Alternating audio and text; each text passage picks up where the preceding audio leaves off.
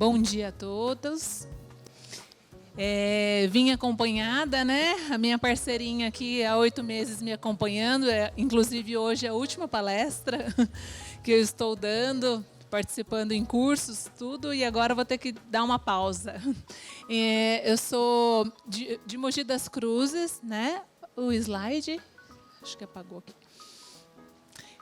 Eu sou de Mogi das Cruzes, né? Sou especialista, tenho 2 especializações dentro da área da neurologia, dentro do transtorno do espectro do autismo, intervenção precoce, e tenho, dentro das minhas qualificações, eu fiz a certificação internacional em integração sensorial também. O meu foco maior são as crianças. Atualmente, eu só atendo em consultório, então eu tenho mais 4 terapeutas ocupacionais na minha equipe, e a gente tem cerca aí, mais ou menos, de umas 75 crianças que nós acompanhamos. Dentre elas, o maior número são as crianças com autismo. Então, tem até algumas coisas a mais dentro do contexto escolar que eu até foquei dentro da minha vivência, dentro da minha prática clínica, o que eu tenho feito realmente que vem dado muito certo. E eu dividi, na verdade, essa palestra explicando um pouquinho da atuação da terapia ocupacional dentro do contexto escolar, explicando a nossa função, colocando um pouquinho das adaptações, pontuei só pequenas coisas da parte de estratégias sensoriais e que caminho que a gente pode seguir dentro dessa área. Então, dentro da educação, o profissional de terapia ocupacional ele atua com alunos que apresentam risco de fracasso escolar, transtornos específicos de aprendizagem, alunos com deficiências, transtornos da coordenação motora, transtorno do processamento sensorial, dificuldades no processo da escrita, posturas inadequadas, é muito lento, não entende o que se escreve, não completa as tarefas. Consequentemente, todos esses atrasos, todas essas questões, elas vão interferir automaticamente na capacidade da criança de participar no processo acadêmico, levando à frustração e à baixa autoestima, que é o que a gente vê muito em escola, aquele aluno que, por muitas vezes, eu não quero participar da aula de educação física, eu estou cansado, aí ele é passado como um aluno preguiçoso, principalmente aqueles que têm muita dificuldade da parte motora, né? E, assim, no consultório, a maior demanda, como eu falei, crianças com autismo, atendo a grande demanda também do transtorno do processamento sensorial, que é independente de ter um diagnóstico, né? Hoje em dia, o transtorno do processamento sensorial já se enquadra no DSM-5. Então, eu venho atendendo muito pré-adolescentes com depressão e um quadro de ansiedade absurda, relacionada justamente pela dificuldade dessa parte motora. Então, o terapeuta ocupacional ou professor. Essa parceria ela merece bastante atenção, pois um precisa do outro de uma forma significativa.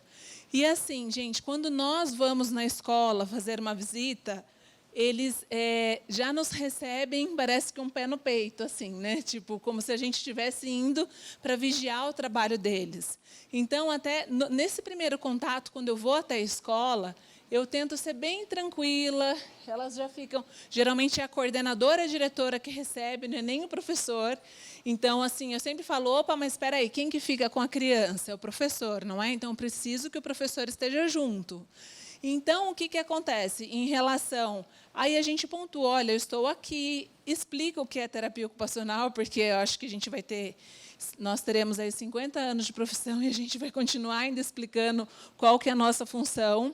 E a gente não pode nunca perder isso, porque nós temos potencial para muito mais.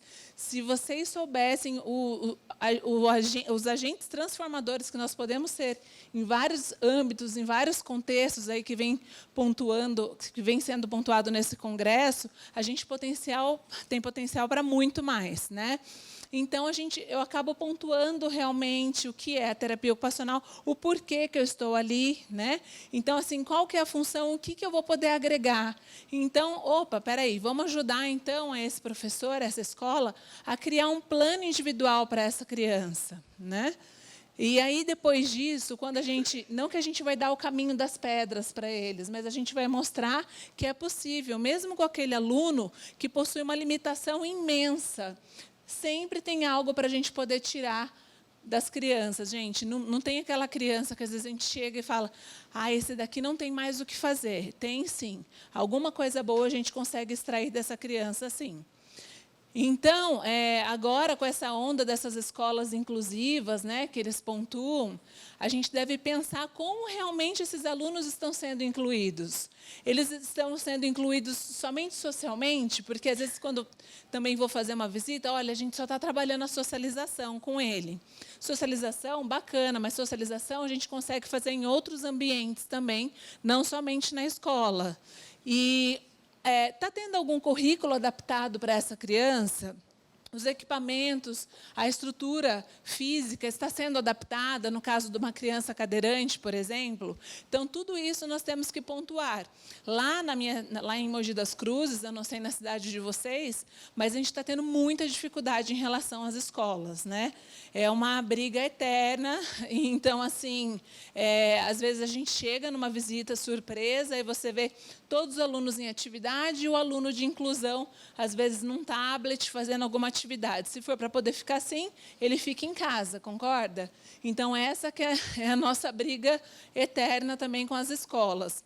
Mas, depois, quando a gente começou realmente da função, das atividades específicas que aquele aluno precisa, hoje em dia, os maiores encaminhamentos para a terapia ocupacional lá vêm da própria escola, que observa a necessidade do aluno e acaba fazendo o encaminhamento. Então, o nosso papel também é colaborar com o professor no entendimento do que afeta o desenvolvimento da criança, sejam deficiências ou síndromes, e quais são as características que podem influenciar no desempenho ocupacional da criança. Então, o que eu costumo fazer, você abre para mim, por favor, aquele Brazilian Checklist? Os professores eles chegam e falam assim, mas, Cíntia, essa mãe tem muita resistência referente ao diagnóstico do filho. O que eu vou fazer? Igual eu sempre falo, não dê nome aos bois, porque não é nem o seu papel de dar o diagnóstico da criança. Mas você vai pontuar os atrasos que essa criança possui. Existe um checklist, ele vai abrir ali para a gente, que eu pontuo, ele é de 0 a 6 anos. Então, o que acontece? Eu falei, você vai preencher aquilo, eu sempre passo para as escolas. Pode descer um pouquinho, coloca no 2 anos, por favor. Ele foi traduzido pelo CDC, que é o maior centro de estudos lá nos Estados Unidos. Então, eu costumo usar ele, porque ele é bem basicão. Pode descer um pouquinho mais, por favor. Mais.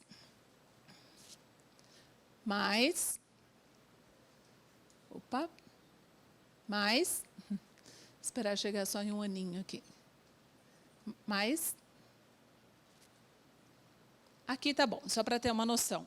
Então, aqui, por exemplo, né, ele dá para mim um checklist da criança em diversas áreas do desenvolvimento. Então, aqui, o que a maioria das crianças faz nessa idade? Em questão socioemocional, em questão de linguagem e comunicação, o cognitivo, né, a parte dos movimentos e desenvolvimento físico. Haja cedo, converse com o pediatra do seu filho se ele... Aí, aqui, pontua as áreas de risco da criança. Pode passar mais um? E aqui, no caso, ele me dá as atividades que eu posso fazer de acordo com a faixa etária de cada criança. Então, isso é fácil de vocês acharem. Depois eu deixo o meu e-mail também. Se vocês não encontrarem, eu posso encaminhar para vocês. Tá? Pode voltar na aula, por favor. Obrigada. Então, assim, aqui o que acontece? Então, quando o professor vai chamar realmente essa família, ele vai pontuar através desse checklist. Olha, nesse período, nessa fase do desenvolvimento, era para o seu filho estar fazendo isso, isso e isso. Ele não está, pode apresentar tais prejuízos. Nisso, os pais eles ficam mais assim e mais receptivos. Porque tem escolas, no caso, que já pontuam realmente, olha, o seu filho tem sinais de autismo, o seu filho... Então, assim, não cabe nem a escola fazer isso. Olha, a gente precisa de um encaminhamento para o neuropediatra. Então, a gente começa realmente aos poucos dessa forma. Então, é muito mais fácil de mostrar os atrasos significativos que essa criança vem apresentando. Então, é uma forma que eu encontrei realmente e vem dando dando super certo assim nas escolas. Então, eu sempre pontuo para os professores essa questão da parte de investimentos, porque o que acontece, se a gente esperar muito pela escola, talvez a escola não vai dar a formação que o professor precisa. A gente tem que tomar cuidado em relação à internet. A internet não forma ninguém, porque tudo hoje em dia opa, vou ali, eu pego aqui, pego ali, já estou fazendo. Então, assim, tem que investir, tem que estudar, tem que correr atrás. É o que eu sempre pontuo nas escolas, uma coisa que é assim, às vezes quando a gente chega na escola, vai orientar um professor, eu já faço isso, eu já faço aquilo. Eu já prefiro aquele professor assim, eu não sei nada, mas eu estou disposta a aprender. Você me ensina? Essa daí, ela deslancha, ela progride muito com a criança, porque ela faz realmente as coisas acontecerem. Então, é algo assim que às vezes, principalmente os professores, às vezes um pouco mais velhos, eles já estão com aquelas, não manias, mas assim um trabalho mais rígido, mas uma forma já desenhada de trabalhar, e que alguns, às vezes, não querem modificar aquilo. Então, eles acham que realmente o que eles fazem é o que é o correto.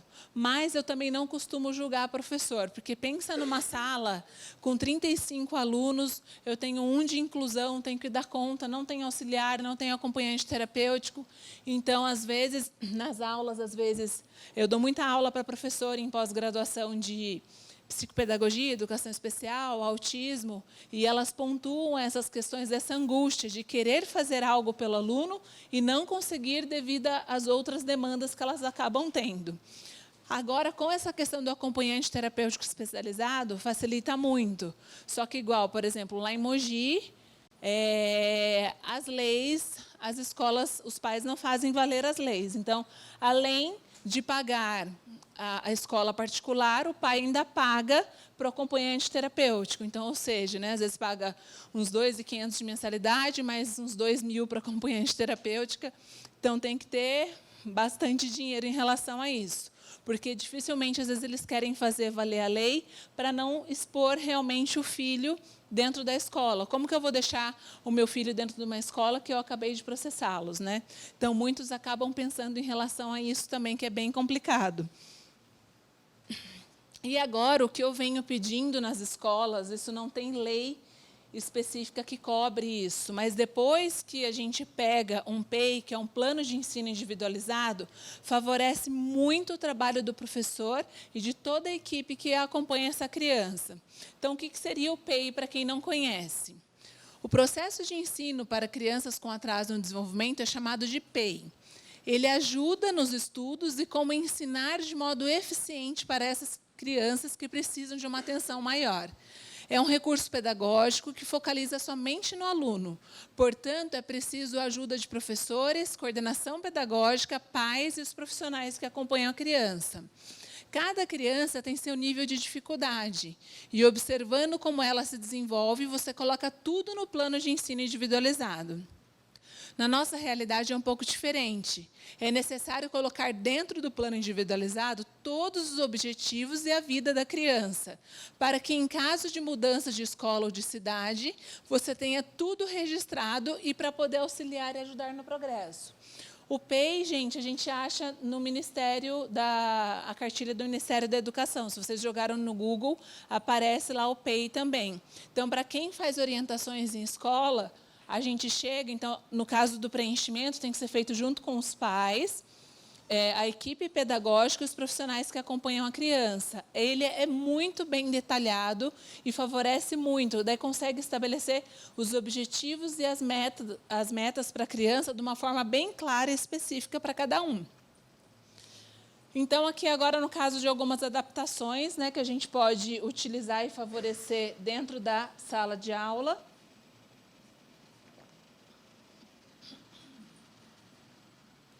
Então, aqui no caso, o quadro de rotina. Então, para que a gente acaba utilizando o quadro de rotina, Para auxiliar nas transições de um ambiente para o outro, lidar com situações imprevistas, estabelecendo uma melhor comunicação para a previsibilidade e flexibilidade.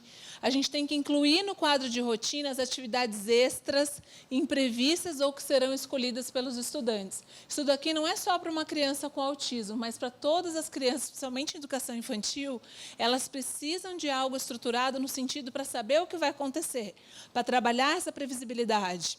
Então, aqui, por exemplo, no caso de uma criança autista, a gente tem que ter uma figura do imprevisto. Porque aqui, por exemplo, lá tem aula de informática, de repente, nesse dia, o laboratório, o computador quebrou e não tem a aula. Se a gente não tem uma figura que simboliza o imprevisto, a gente pode desencadear uma crise nessa criança.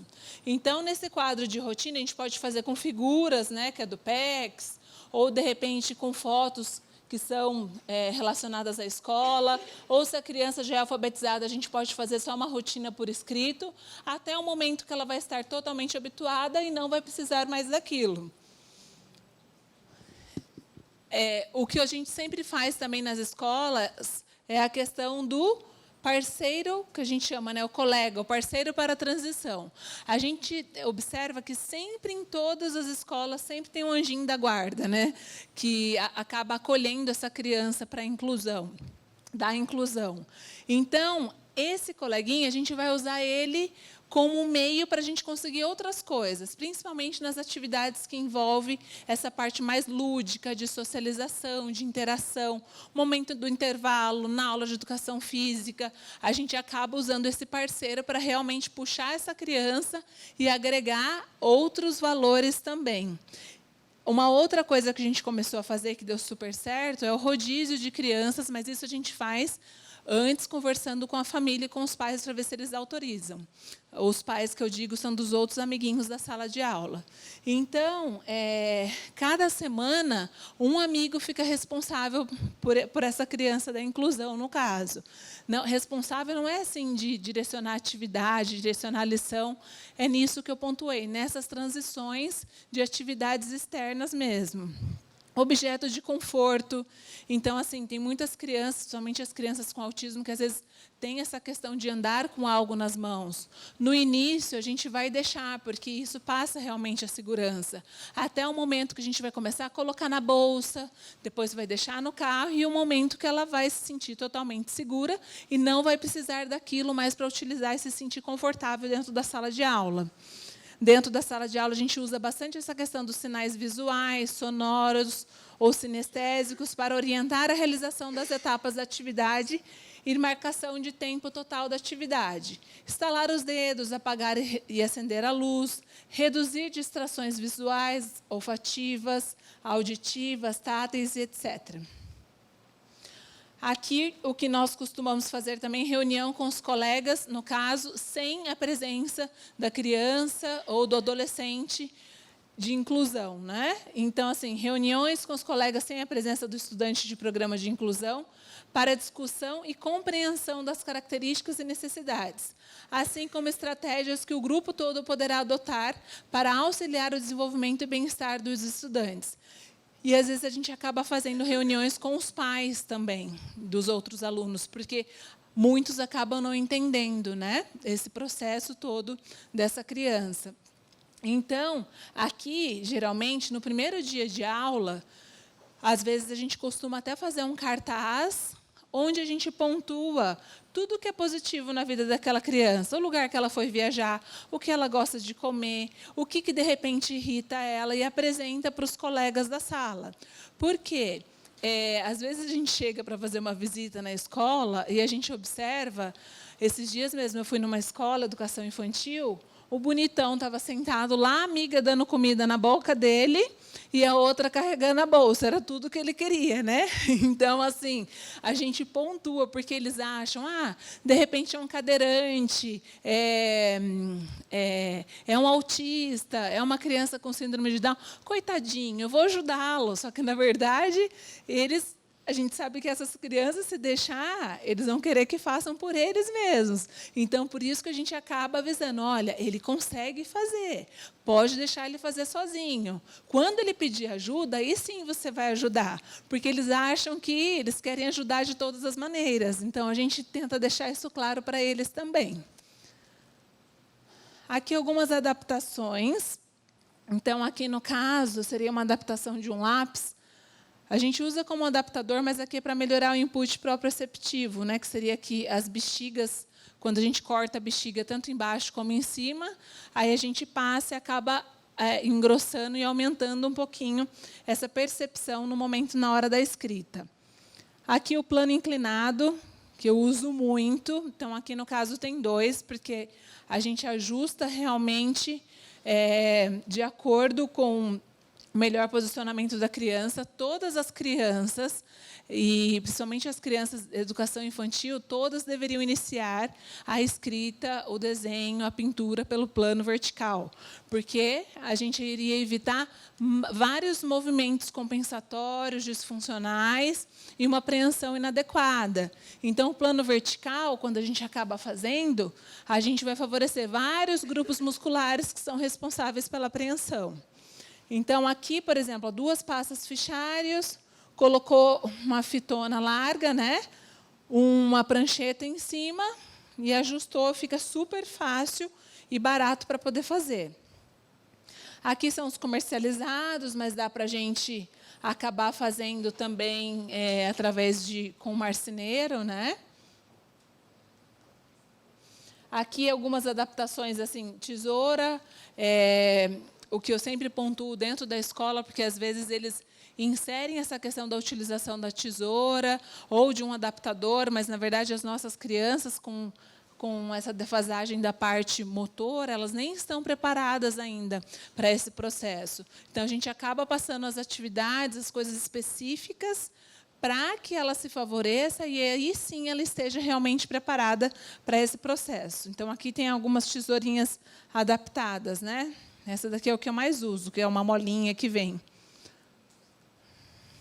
As adaptações, geralmente, de adaptador, porque a maior parte, às vezes, as mães elas compram por si só, né? Então, assim, nem sempre aquele adaptador vai ser favorável para aquela criança. Então, a gente acaba verificando. Tudo antes eu testo no consultório, ou eu empresto para usar em casa, para depois, de repente, eu solicitar para que a mãe compre. Porque a gente sabe que os gastos para a família são exuberantes. Assim, então, a gente tem que ter muita cautela e atenção. Às vezes, você indica um dispositivo de ajuda, algum equipamento, e aquilo não vai ser funcional na vida daquela família, né? Então, a gente tem que pensar muito nisso também. Acima de tudo, a gente sempre se coloca no lugar do outro, né? E se fosse meu filho? Aqui, uma guia para escrita. Então, geralmente, as guias comercializadas elas são um pouquinho mais caras. Aqui, a gente pode fazer com radiografia. Geralmente, a gente joga fora, né, as radiografias. Então, a gente pega uma folha com linha por baixo e risca. Dá um pouquinho de trabalho, mas isso daqui dá para você usar várias vezes. Então, uma guia para escrita. Aqui, no caso, é uma adaptação para uma criança com paralisia cerebral, numa aula de informática. Então, devido a essa descoordenação dos movimentos, aí ela acaba batendo em várias teclas. Então, o que foi feito? Aqui foi tampado com EVA. Então, assim, só deixou as teclas que realmente essa criança iria utilizar, né? Aqui, no caso, o teclado com colmeia, uma adaptação comercializada também. O apoio de pés, que é extremamente funcional para as crianças, independente se tem alguma disfunção ou não. Se eu estou com o pé, no caso, ali balançando, o foco de atenção ele não acontece. Então, às vezes, eu faço muitas adaptações com aqueles livros antigos mesmo, enrola o durecão lá, e a gente manda ver. Aqui o cantinho, né, de posicionamento também, principalmente para a educação infantil, para as crianças com baixa mobilidade, que não têm o controle de tronco, então, para ela poder ficar melhor posicionada. Quando eu não tenho muito recurso, eu consigo fazer uma adaptação com espaguete, né, de piscina, com aquelas cadeirinhas plásticas. Ah, mas corre o risco, de repente, da criança virar. A gente chega a colocar, pega a garrafa PET, corta, coloca cimento e coloca ali a cadeira também. E a cadeira fica pesada, então, se ele fizer a extensão, acaba não correndo o risco de cair também. Aqui é uma adaptação, eu trabalhei por 6 anos na PAI, né? E há 5 anos eu estou direto no consultório. Então, aqui nós fizemos junto com a professora. Aqui seria tipo uma pulseirinha carpiana. Então, aqui, essa mesma pulseira que ajuda na questão do giz de cera, nós encaixávamos a escova de dente, encaixávamos o lápis, a colher para ele se alimentar. Então, uma única adaptação a gente acaba usando para outras questões também.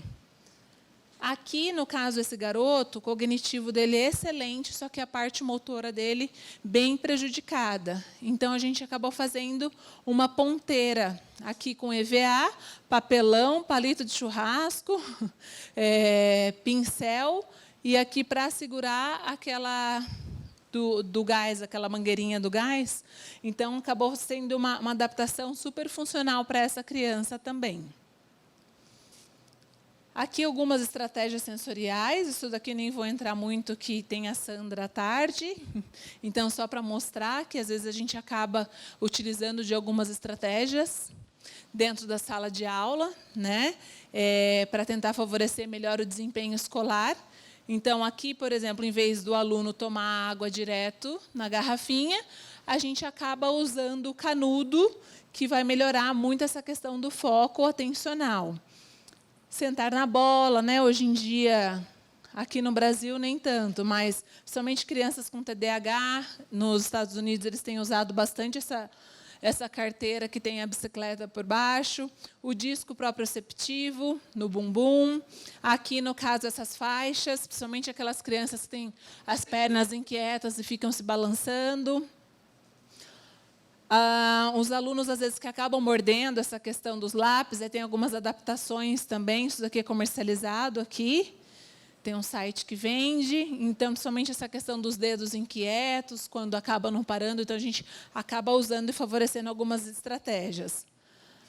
Aqui também para dedos inquietos, então uma fita de velcro na carteira, então sempre quando se sentir um pouquinho desconfortável, vai ali e passa realmente o dedo. Essas réguas que são mais maleáveis, né, para diminuir a ansiedade e estresse, dobrar e esticar uma régua flexível e depois retornar para a atividade de concentração. Lembrando que todas essas atividades, essas estratégias, têm que ser orientadas por um terapeuta ocupacional em integração sensorial. Aqui, às vezes, tem algumas escolas que a gente acaba fazendo um cantinho sensorial. Então, às vezes, antes de prever uma crise de uma criança, aí a gente monta, em algumas escolas lá em Mogi, a gente já chegou a fazer isso, montar um cantinho realmente para estabelecer algumas atividades específicas para cada criança, de acordo com a necessidade de cada um. Aí aqui tem algumas atividades que faz, principalmente os alunos que têm um longo período aí dessa parte de estudo, né? Então tem umas partes aí para alongamento, os pezinhos, né, no ombro ou de repente na cintura. Aqui no caso, por exemplo, guia para escrita, às vezes tem aluno que se perde muito na hora da leitura, então a gente acaba usando guia para escrita, timer, então assim, para saber o tempo realmente daquela atividade, para a criança saber realmente, opa, essa atividade vai demorar 10 minutos. O timer apita e ele acaba sabendo o período dessa atividade. Aqui essa ficha, gente, eu costumo sempre... eu tenho ela em branco também, então, assim, todas as escolas eu acabo passando e deixo para os pais preencherem. Então, o que seria? Ela foi elaborada pela Andrea Werner, né, da Lagarta Virapupa. Então, aqui, a criança, data de nascimento, coisas que eu gosto, coisas que me irritam, como me ajudar, sobre mim, como me comunico e habilidades que eu posso. Isso daqui não é só para o professor, é desde o porteiro, a tia da cantina, a tia da limpeza. Todo mundo tem que ter ciência em relação a essa ficha. Porque, às vezes, no momento de crise realmente da criança, eles vão saber realmente como fazer e como agir com ela. Aqui não vai dar tempo de eu passar, que eu vou passar uma agenda do autista. Aqui meu filho ainda não tem diagnóstico, laudo fechado. E a escola está insistindo. O que fazer? Inclusão sem laudo é um direito da criança. Todas as vezes, quando vou fazer uma visita, essa criança ainda não tem diagnóstico fechado, mas ela tem um atraso de desenvolvimento, a escola fala, mas não tem laudo, o que eu vou fazer?